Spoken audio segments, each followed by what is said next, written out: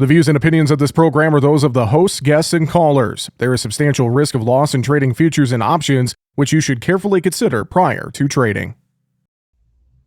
Well, joining us now for a conversation here on Market Talk. It has been a while since we've had him on the program, but I'm very excited to have him here as we're talking about corn soybean yields and looking at a lot of data and leveraging AI to help us examine things.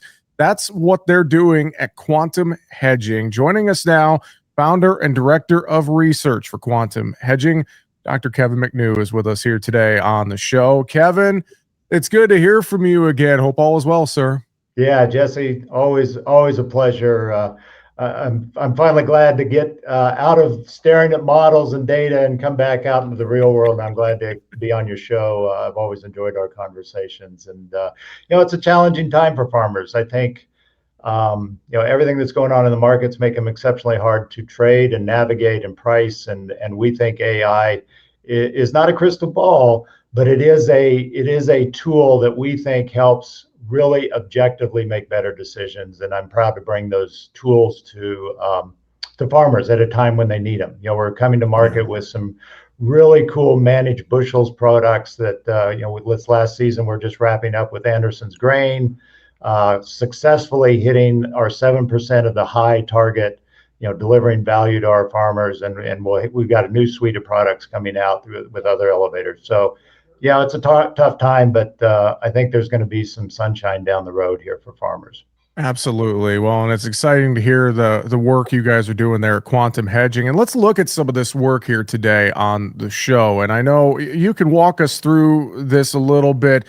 You're kind of looking at, the yield potential that's out there, and we're kind of in this void of data right now from the government and things of that nature. And so give us kind of the overview of what you've been tracking here, Kevin. Yeah, this is let me tell the story of what this data is. And also I want to share with you maybe the limitations of the data. I don't want to overpromise and underdeliver what it is. So, for the last 6 years, I've been collecting seed plot data from the commercial seed companies. Why?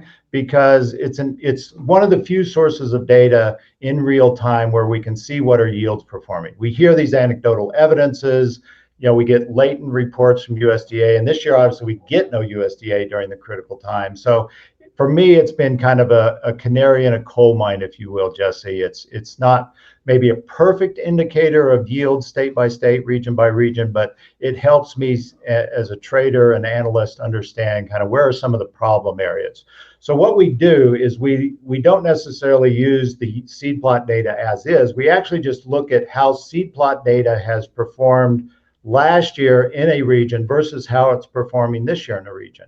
So in the center, you'll see a map. What that map is showing is really where are seed plots coming in better than last year. Those are the areas in green. Darker green means a lot better. Areas in red means seed plots so far this year are worse than last year. And those are, dark red areas are really problematic. Now, the story I'm getting from this, and we've been tracking this since September, and so we update it every week, but the story I'm getting from this, Jesse, is that, wow, there's some problems in the middle of the country, specifically, Iowa down into even northwest Kansas. You stretch kind of down there. If I get into the northwest corner of Iowa into upper Minnesota, southwest Minnesota, eastern South Dakota, it looks really good. So, I'll cut to the chase, which is yields are not really stacking up, in my opinion, to make it to 186. And I'll say probably 2 to 3 bushels lower is likely if once we get a USDA that's open. There's other analysts that are a lot worse. So this is data that is data, objective data. This is based on about 3,000 different plots from around the country. Normally we get about 9,000 corn plots. So it's a source of data to make decisions on. Well, and I'll say this goes along with a lot of what I've heard, reports from farmers, thinking about Southern rust, for instance, and all the impacts there in the heart of the Corn Belt this year, and seeing those as combines are rolling into what you're talking about, Kevin. all that red in Iowa, down to Kansas, etc. It sure seems like, as we're getting to the finish line here, that a lot of these disease issues and more are really showing up and impacting yields to the downside, Kevin. Yeah. Is that what you think? I mean, I have not been following kind of where and Yeah, how, where geographically do you have areas in your mind that kind of would stick out of I where would you've say heard? it fits pretty along with this corn map that we're looking at here, with the reds showing up in a lot of Mhm. Iowa, Illinois, Kansas. Southern rust has been a big talking point throughout the heart of the Corn Belt here this year. So it Interesting. it really seems to make sense. So thinking about corn yield coming down, let's talk soybeans and Right? walk us through some of this data that you're seeing here, Kevin. Yeah. And so with this data, it's kind of, wow, this is a much better picture, right? If you're you're a farmer, you're rooting for high yields, yeah, they're starting to see it. I see a lot of green on this map.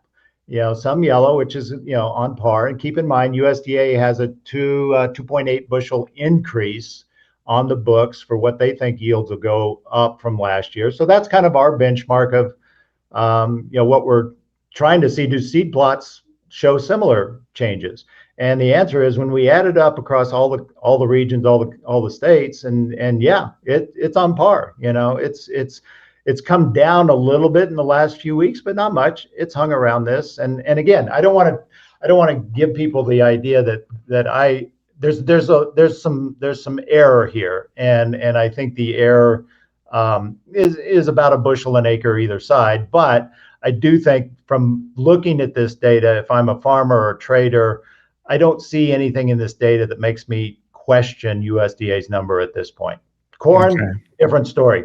I question it. I question it pretty strongly, and I think there's other people do here. But beans, yeah, we might see yields come down or go up, but my data doesn't lead me to make a strong conviction one way or the other. Well, and I thinking about all of this type of information that we look at, and then just looking at how the markets have been acting here as of late. Here Friday's trade kind of drifting into the weekend. I would say there's been a lot of talk about the spreads in these markets and more, but I've really been looking at this the last several weeks here, Kevin. Corn, for instance, these corn. I mean, from the high at the beginning of the year to now, really, it's been just a doldrum of a trading range. There hasn't been Oh a yeah, whole lot of movement in these it's corn horrible, yet. right? I mean, Yeah. it just is. It's stuck in limbo, and yeah, you're right. So I mean, what do you, or go ahead, Kevin. What were you going to say? well, I was pondering the same thing, Jesse. We have a product called the Apex One, which gets you within 7% of the high. Just to put it in perspective, and this program started in the spring, so prices had already kind of fallen in the spring, but the high, kind of from spring on, was 467, set back in April. And really, if you go back to July, we've kind of traded $4 to 425, 430, Mhm. since July. That's 4 months ago. So we've had a fairly narrow 20-30 cent range in the heart of the growing season. I mean, it's pretty unusual. So yeah, you're right. It's been a sluggish market.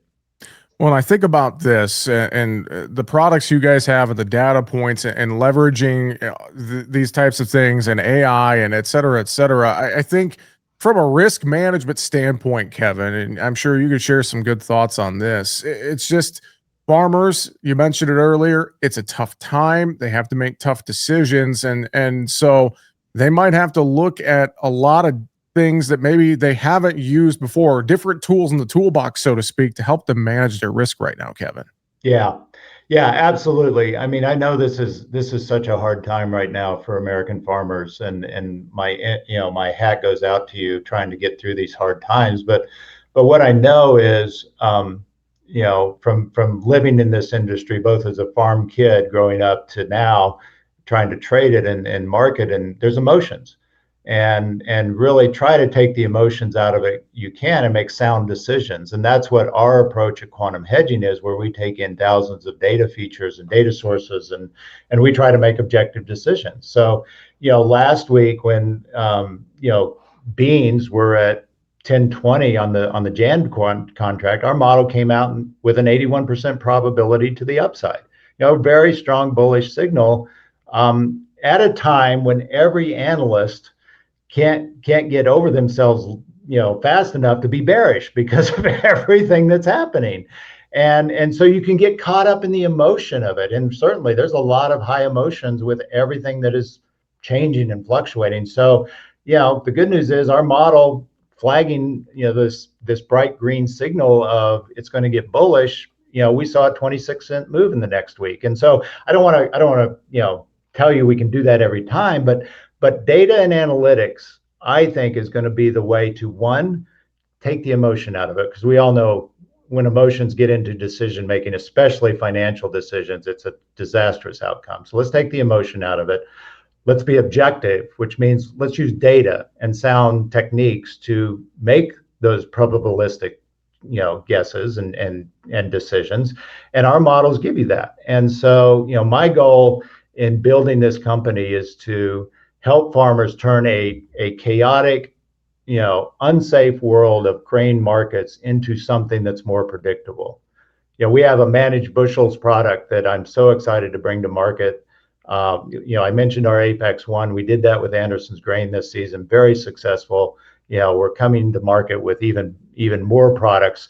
And the exciting thing about those products is twofold, Jesse. One is not only are they built around AI and machine learning, and our, my collective partners, 30 years each of experience, but also they are products that deliver a targeted objective.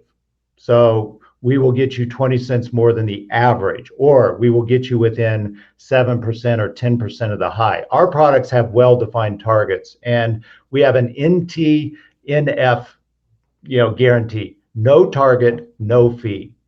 We are backing this ourselves, saying we believe strongly in our products. We've done this for 2 years. We've hit our targets each time, but if we don't hit our targets, the farmer doesn't pay the fee. We hope that is something that farmers can use somewhat like a portfolio, manager.